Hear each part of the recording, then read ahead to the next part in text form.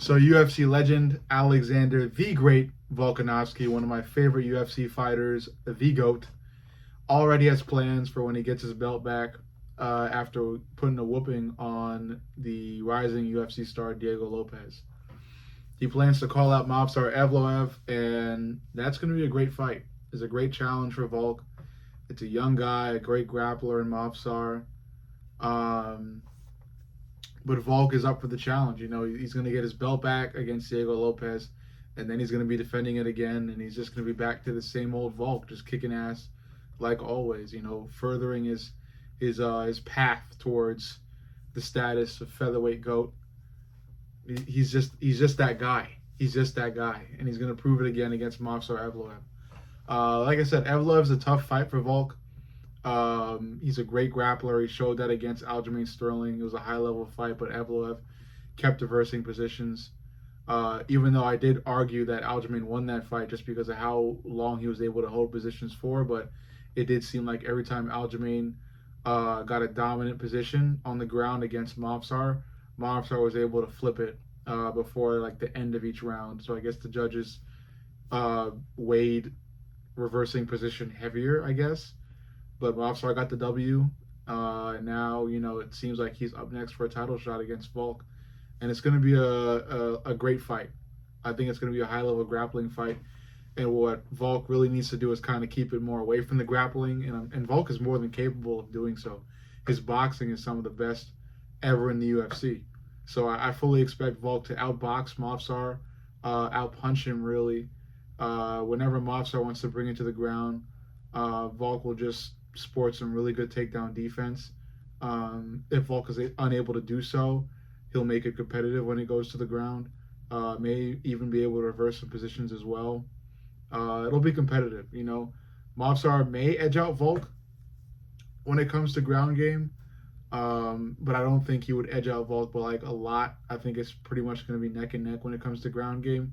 On the feet, however, you know, Movsar isn't bad on the feet.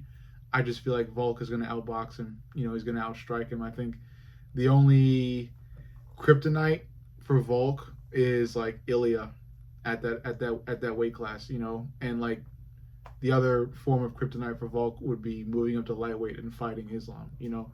Other than that, Volk is good. He's good at his own weight class, defending against guys who are not Ilya, you know. That's how I feel, at least. You know, I think his boxing is great enough to go toe-to-toe with Diego Lopez and Movsar Evloev and outstrike both of them. His grappling is good enough to out-grapple Diego Lopez, but, you know, pretty much be competitive against Movsar. You know, Movsar's grappling is really great. It is really, really great. He did show levels against Aljamain, but not in like comparison to Aljamain, if you get what I'm saying. He showed he's a really, really, really high-level grappler in going toe-to-toe with Aljamain Sterling, one of the best back takers in the game, and just pretty much rolling around, reversing positions, just really high-level, very competitive grappling. So it shows how great he is when it comes to ground game, you know, and that's the level he's got to show against a guy like Volk if he ever, you know, hopes of beating Volk. You know, if he hopes that he's going to beat Volk. On the feet, like I said, Movsar is like not terrible on the feet. Movsar is pretty good on the feet. He's pretty good on the feet. You know, damn near great. But like I said, it's just the boxing of Volk. It's the striking of Volk that I believe in wholeheartedly. I think Volk is, you know, he's not lost. Yeah, he took back-to-back knockouts against Islam and Ilya.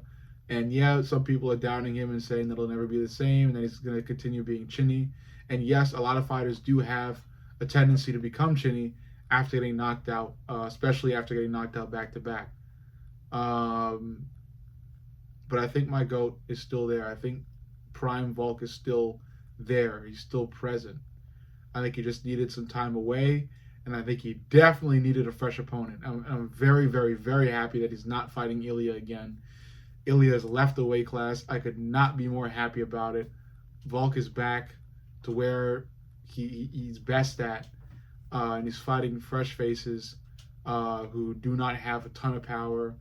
Although Diego Lopez is really explosive, Movsar is not known for like having knockout power. He's more so known for grappling and occasional striking, which the striking isn't bad, like I said. But bottom line, my GOAT Volk, he's ready. He's ready to make a comeback. He's gonna fight Diego. He's gonna whoop Diego. He's gonna, he's gonna defend his title against Movsar Evloev. He's gonna beat Movsar. He may fight another guy for like one more title defense, and then I think he'll probably retire there, walking into the sunset, riding into the sunset rather, with the title in hand. He'll retire as the featherweight GOAT and one of the all-time UFC greats, especially after regaining his title and defending it a couple more times. He's going to be up there on the GOAT list. I wouldn't say extremely high, but he'll be up there on the GOAT list. And he's definitely on the GOAT list in my heart. But yeah, I'm excited for this fight, and I'm excited to see Volk back in the octagon. Overall, you let me know what you think. Don't forget to like, comment, subscribe, and also keep the notifications turned on because YouTube is fucking with my views. Overall, I love you guys. I'll see you on the next.